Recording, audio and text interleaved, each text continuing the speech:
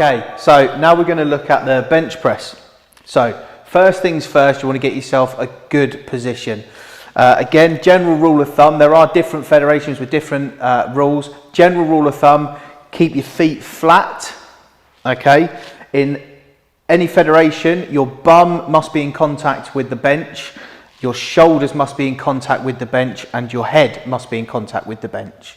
Not in all federations your head, but again, general rule of thumb, we're going to keep bum, shoulders and head in contact with the bench. Okay, the rings on the bar, so on a power bar, you have rings that are apart, they're 81 centimeters apart. You cannot be any further out than your index finger covering those rings. You can be inside as close as you want, but you can't be any further out than the index finger on the ring. Okay, so I'm going to ask Riley to lay back. Okay, he's going to keep his feet firm into the floor, so his heels down.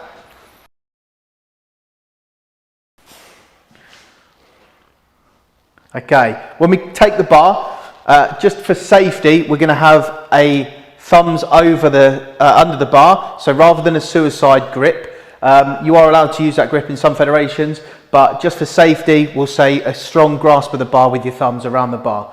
Okay, you're going to unrack the bar. Okay, and now Riley's going to bring it down. Now you've got in a competition, you have to, it's not a pause, you're waiting for a press command. Okay, so the rule isn't, it's not a pause, the bar has to be motionless. So if you come down convincingly, you're going to get a quicker press command. Okay, and again, press, rack.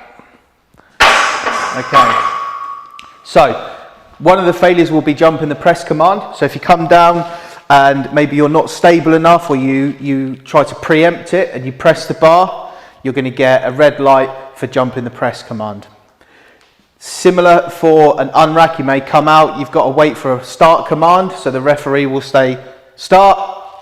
If you come down before that, again, you failed already, so you might as well re-rack the bar. So it's really important when you come out of the bar, come out of the rack, nice and strong, hold and wait for a little while, down and press. The pause isn't such a necessary thing in terms of your training unless you have a problem with back tension. But do be mindful that in a competition, you will be held there for a split second to wait for your press command. Okay, but generally speaking, training the pause isn't a massive issue unless you have tension problems. So what's the purpose of keeping the negatives so slow and controlled?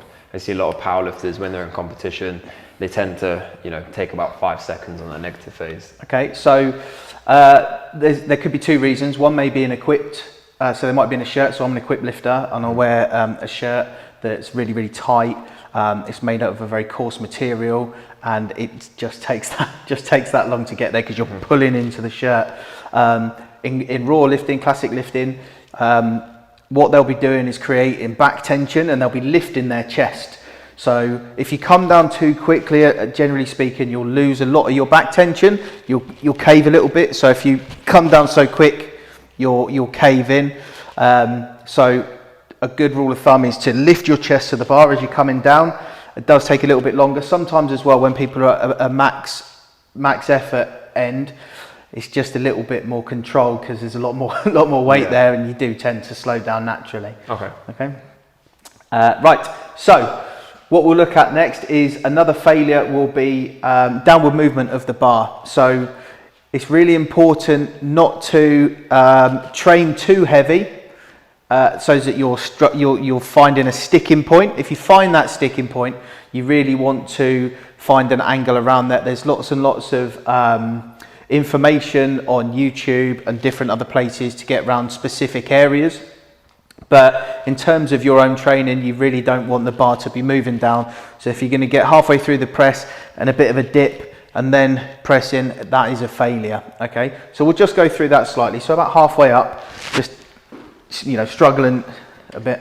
So we're going to give you your commands again, Riley. So you bring the bar out,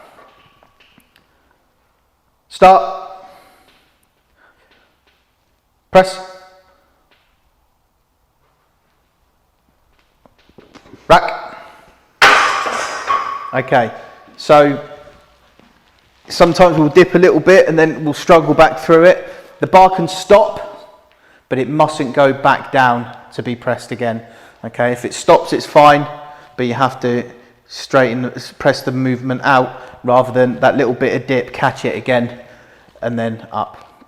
Okay, the next one we'll look at again is early rack. So as we said before, there's 3 commands: start, press, rack.